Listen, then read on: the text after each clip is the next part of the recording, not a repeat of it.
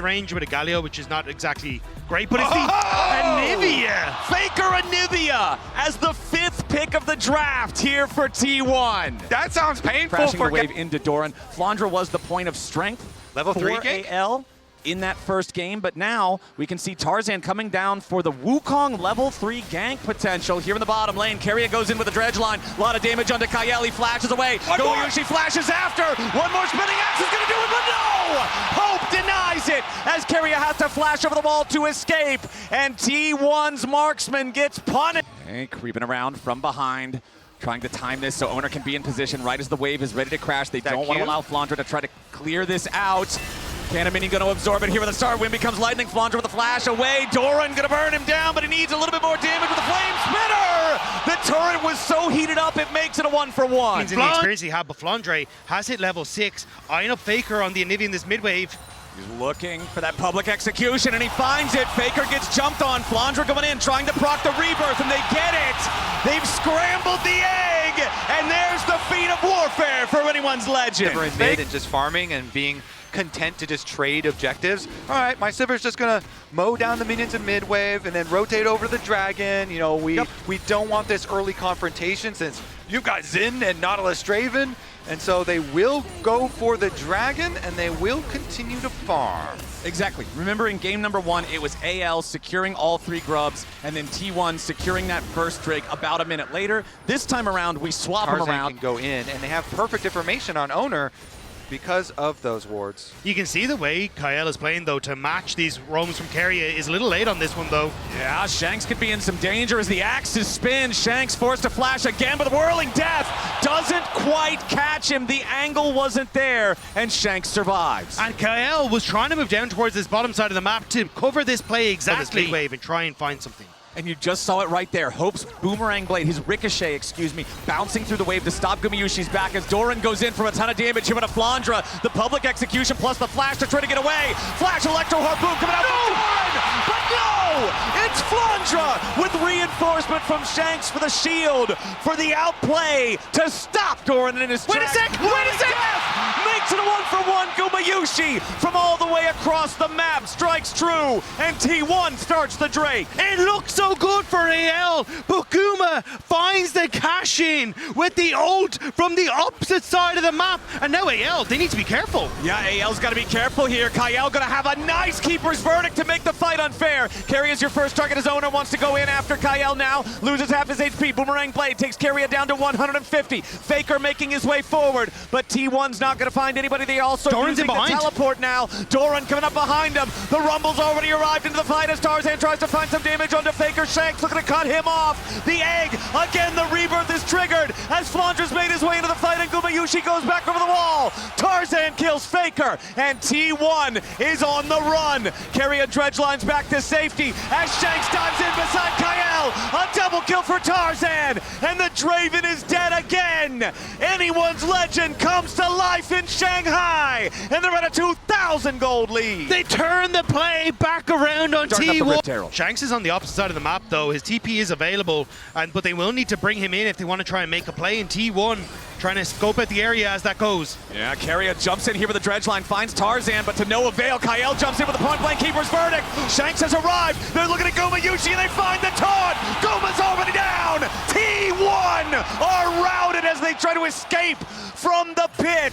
Keria now focused, forced back again by Flandra. Doran's gonna get time with this bottom lane tier 1 turret. He might be able to take that, but it's 2 more kills for anyone's legend. It's Rift Herald to anyone's legend. It's another fight for anyone's legend. As soon as T1 step into the river, AL close the trap shut. They teleport in. Shanks is able to lock him up. Even with Owner's ultimate knocking him back for a second, he still moves in, finds the taunt, and they kill the Draven again. Excellent stuff from anyone's legend. The setup with these wards. Some big damage. Have to be very careful about their positioning. Faker himself a little worried about his positioning. Yeah, he's getting caught out here by Flandra. Public execution, though, not lined up TPs are correctly. coming. Now Flandra has to flash away. T1 committing to look to find the kill onto the Mbessa. Owner goes after it, needs the third talent strike, and Doran's damage is enough, but off to the side at the same time. Hope is going in. It's another kill traded back as Gumayusi dies once more. Anyone's legend, they want a second, and they'll find it. A double kill to Hope as T1 reinforcements are coming in, but they're a little too slow. Rift Herald summoned up here in the mid lane. Tarzan, Kyle, and Hope gonna knock down the tier 1 turret, and now they're gonna drive it straight into the tier 2. Tarzan at the wheel. He'll slam that one right on in. Equalizer from Doran needs to be used just to clear the wave. He wants to use it. He flashes over to follow Guma. He knows. He wins those. And it's such a good counterpunch because you see that play in the top side. KL again flashing over, immediately picks off Gumayusi and sets up for this play in Keria, trying to keep his AD carry alive, only gives more money into the hands of anyone's legend. And it's at the beginning a good play from T1. Start this up. It's a 2,500 gold lead for anyone's legend, but nobody's here just yet. Otacon already down to 5,000 HP. Tarzan goes in for the Cyclone. Shanks ready to arrive with a grand entrance. Tarzan's low, and the Whirling Death's gonna find the execution. T1 still fighting back as the Otacon is slain by Owner, but he dies in the middle of the fight. Public execution finds no target. Gumayusi on the run. Hope, Flandra, and Kyle still looking for a little bit more. It's a 2-for-1 for anyone's legend, but T1 critically takes the Otacon. Oh, the bloodbath continues, and they do get the Otacon in the scramble there because T1 focused down Tarzan. They get the kill there. 2-for-1 is a little bit of extra gold, but you would definitely rather have the Otacon and the extra experience and stats that you get from that. Afterwards, though, AL will make you pay for it even more. They get the top tower and secondary tower on bottom side. That is a lot of gold. I was going to say, I think that's frustrating when you consider the 3,000 individual gold lead for Hope as the AD carry here with a Sivir. They're moving into the enemy jungle now, and Kyle again just slams Owner into the wall, but now he's in danger. Tarzan and Kyle both so low, it's 2 dead on the AL side, but Hope is still alive. Faker flashes back over the wall, but Shanks is burning. Flandra caught in the middle of everyone. Anyone's legend have overplayed their hand, and T1 is ready to punish. Hope should be next to die, and Guma cashes in. Only Shanks still stands. That could have been the entire game. A dredge line from Keria, and Owner is ready to follow up. The wind becomes lightning and strikes Shanks down. Ace for nothing, for 1 for nothing, T1. You cannot make mistakes against T1 in playoffs. This is a team that will fight you every chance they get, and a gold lead and a victory that seemed defined for AL is now slipping into T1 having a victory and a lead in this game. Into the fight for a lot of the time, and even the reset on the Poppy just meant that there wasn't the follow through that they really wanted to. Oh, the jacket comes off. Oh man, that's a leaning 4 move if I've ever seen one. And keep Hope auto-attacking. They do have a lot of damage potential. You know, Tarzan and Shanks here have to have a really good setup to the team fight, though. Okay, it's T1 with control over the river. They're gonna start up the Drake. They have the control ward inside the pit. They're gonna step back, group up as a clump, as 5 towards the bottom side of the river. AL looking for the approach. Tarzan wants to flank and he flashes over the wall. Now Faker's gonna try to get away. Hero's entrance, knocks up 3. T1 trying to scramble. The damage comes down and Flandra flashes back over the wall as Owner's first to die. T1 on the run. Kyle wants a wall slam, but he can't quite find it. Hope goes in for Guma, and he cuts him down. AL 2 for nothing in the fight. It's also 2 for 2 on Dragons, but the Baron is up and they're teleporting up to the top side of the map. Are AL gonna go for more? It looks like they will, understanding that this could be their moment to try and bring the game back in their favor. That fight, that flash from Tarzan, the TPs though. Baker jumping into a spot that he should not be. He doesn't get slammed into the wall, but he's far back enough that he cannot stay alive. Hope runs after Doran. The auto attacks cutting through the rumble. A little bit more is needed, and a little bit more will be found. Keria presents himself on a silver platter, and it's AL eating good.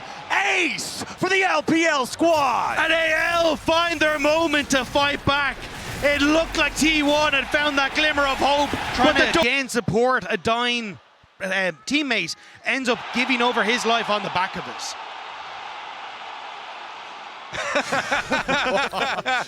Okay. Look at these guys. All right, AL with the gold lead back in hand and the Baron buff, so they can take a lot more. That little dip there is just a blink in the radar now. AL looking to siege. AL with their Red Bull Baron power play want to get as much of a lead with it as they can. This is the 6th turret that they will take this game, which means the only targets left are inside the enemy base. They're also a heavily Baron-reliant team. You are very short range, but they're looking for Torin. Immediately, though, it's T1 ready for their counterattack, but the counterattack doesn't hit hard. The Redemption's going to heal off pretty much everything from the Equalizer. Tarzan's clone's the only thing that took meaningful damage, so T1's going to clear the wave away, but the cannon minion is still alive. The tier 3 turret's below half HP. Everybody on AL is feeling confident, and without the Equalizer, that's a big team fight tool that T1 no longer has. Both lanes being pressured by AL. Gumayushi has to step forward to clear out these cannon minions because it's the only way you have a chance, but it opens up for AL to look for plays. Kael fishing for the Poppy ult, doesn't go for it. Yeah, it's so hard to push on Onivia always. That's why this Baron buff is so important for AL in their attempts to siege. The Baron buff allowing so much of this extra damage to come through, empowering those cannon minions, empowering both lanes.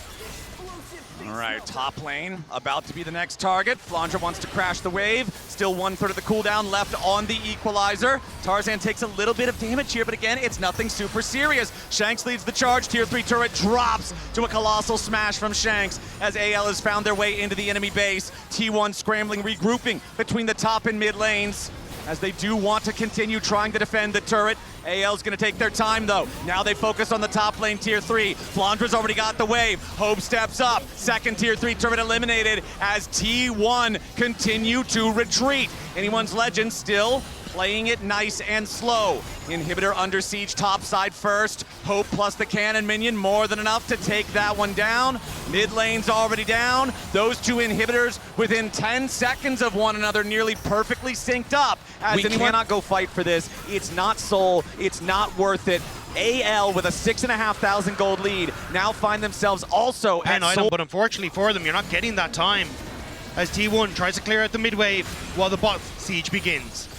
Yep, no more Baron though, means considering Faker has the wave clear of an entire team as Onivia, he can take care of those super minions. Everybody else groups up to defend the only remaining tier 3 turret, but over the wall goes Tarzan. Faker's gotta try to stay safe, into the back line. Public execution onto Faker. Redemption's not there in time. The egg has already been procced, but he will not be reborn. A kill onto Owner follows. AL's already found 2, and they want Gumayushi. Doran and Keria will be next to die as T1 are wiped off of Summoner's Rift. Anyone's Legend with a clean ace to win game 2. The Panda Warriors are coming alive in game 2 and showing that in Shanghai, this city will belong to them.